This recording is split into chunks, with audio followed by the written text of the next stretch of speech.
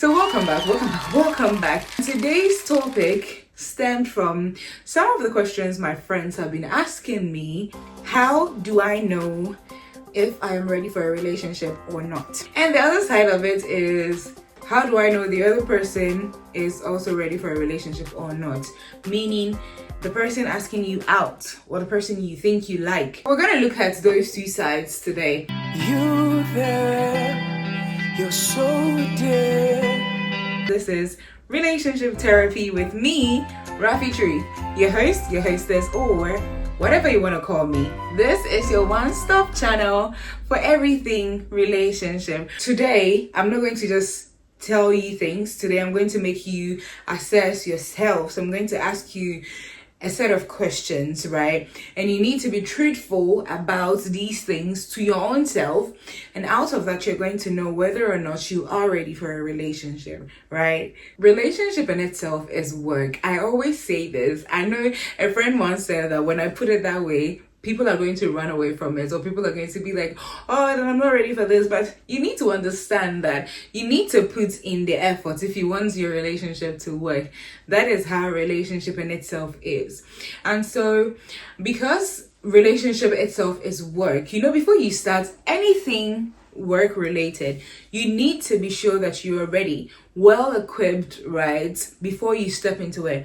Sometimes there is the parts where you undergo training when you are newly recruited in order to be well acquainted with the system and everything, so that you give your maximum best. That is there. So when you meet with a person and you guys start something together, he or she can help you grow. So you can grow together, learning, making efforts and learning, doing things, But you need to understand that there are certain things you need to know for your own self to be able to understand whether or not you're ready for a relationship. So let's look at these 7 sets of questions for yourself that you need to ponder on, right?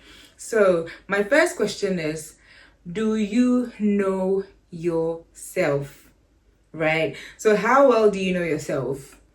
Your identity, your values, your principles, your goals, your commitments level and everything. Like, who are you? Have you been able to understand who you are? And do you understand that someone coming in is coming to grow with you and not coming to repair you if there's something wrong with you, right? Number 2, are you emotionally available?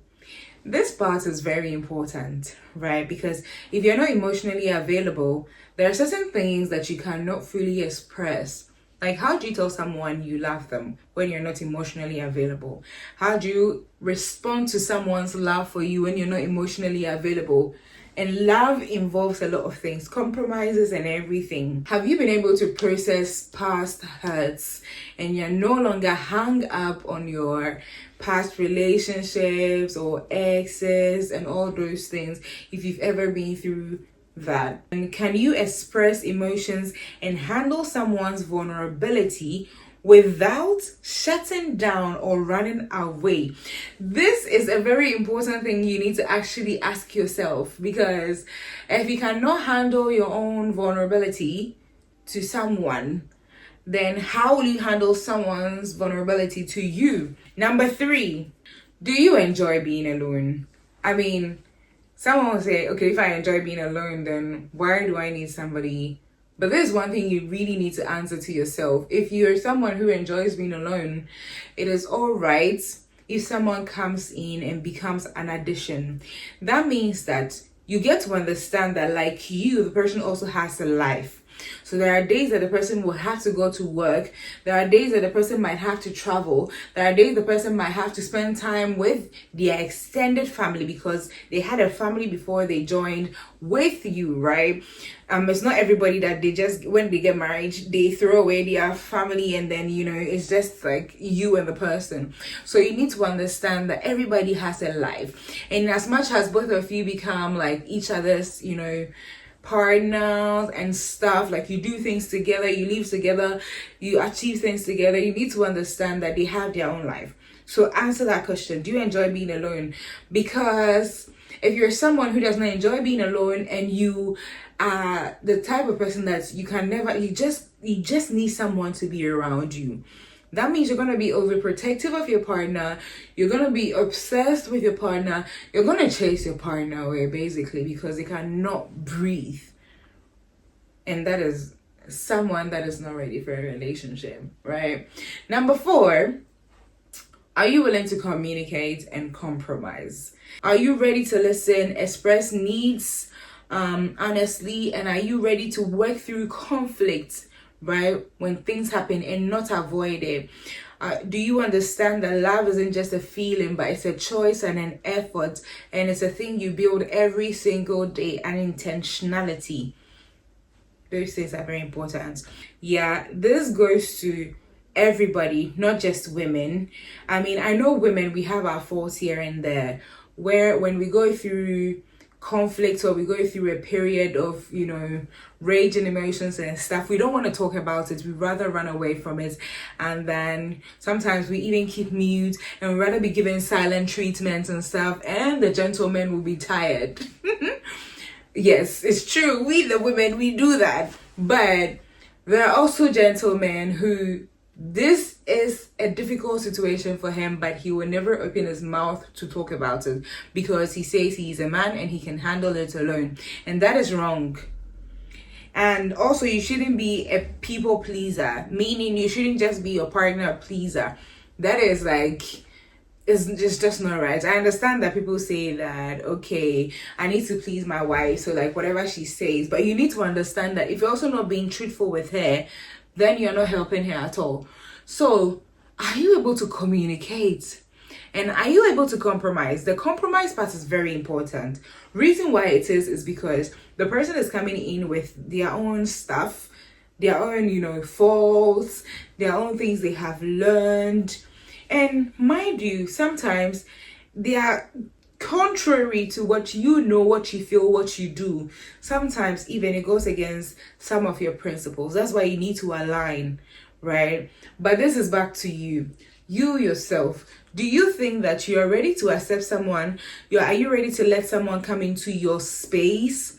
Someone to move something you put on your table, you come back, you can't find it. Like, those little things, they are all compromises. And also you need to understand that you need to get to a point as an individual where you understand that we're only perfect through Christ, meaning that we as human beings, we have our faults. So the person can come in a total package and you realize that it is chipped somewhere. He can be 90% or even 99%, and just one thing about the person X you. Can you deal with it?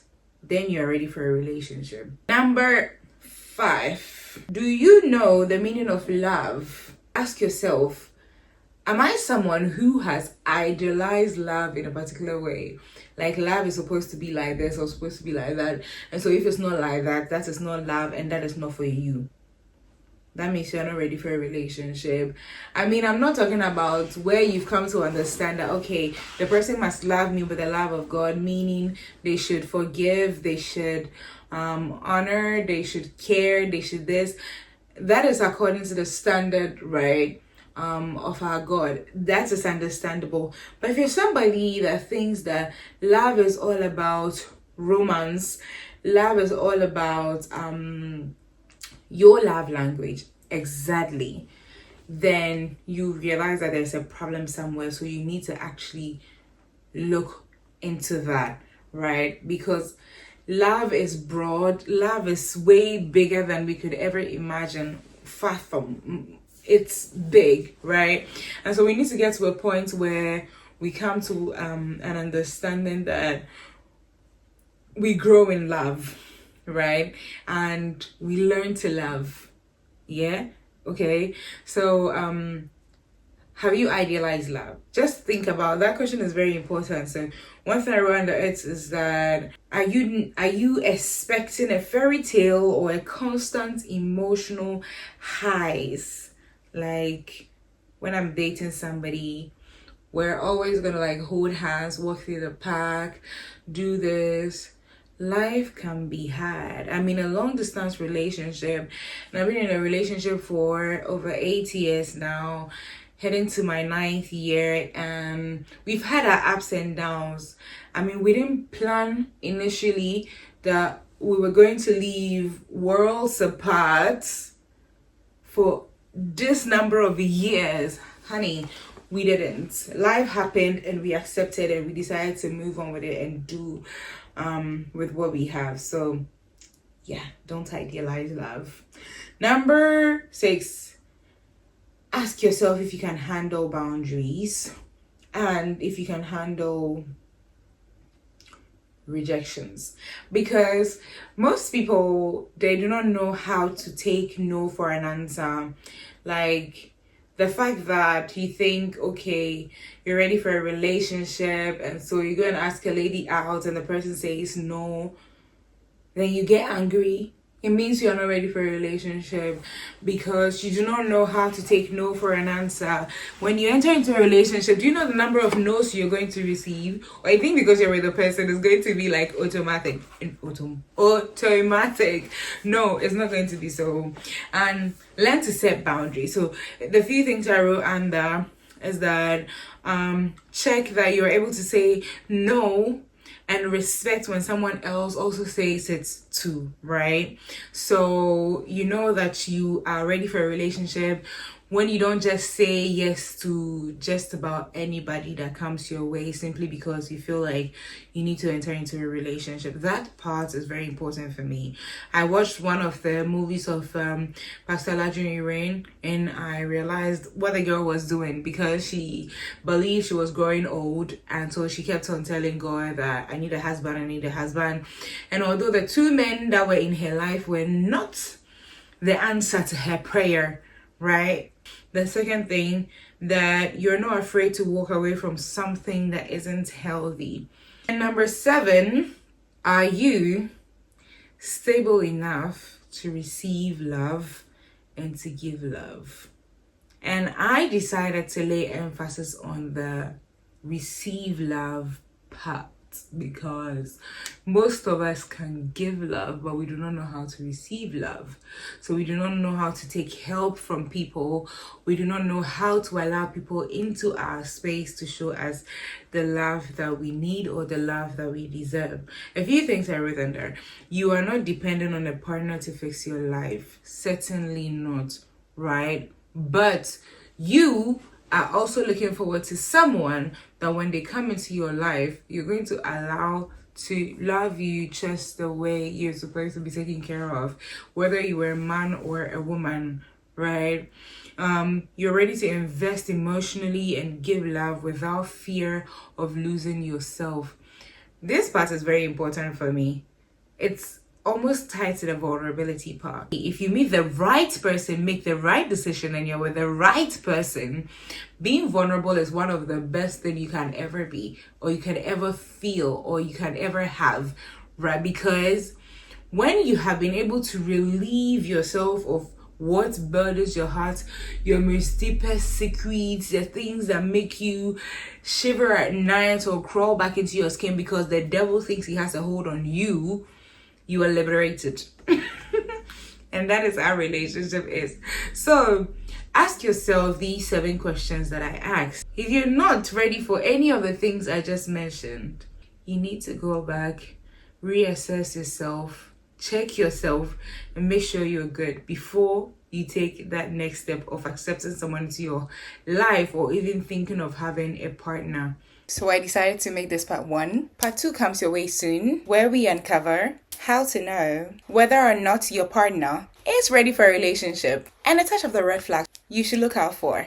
Have a wonderful day. As you know, do not forget to like, comment, share, and subscribe. I love you guys. As we say here, bisous. Mwah. I was once on the other side. Know the void you feel inside. That's why I beckon you. Come the void you feel, I know it's real.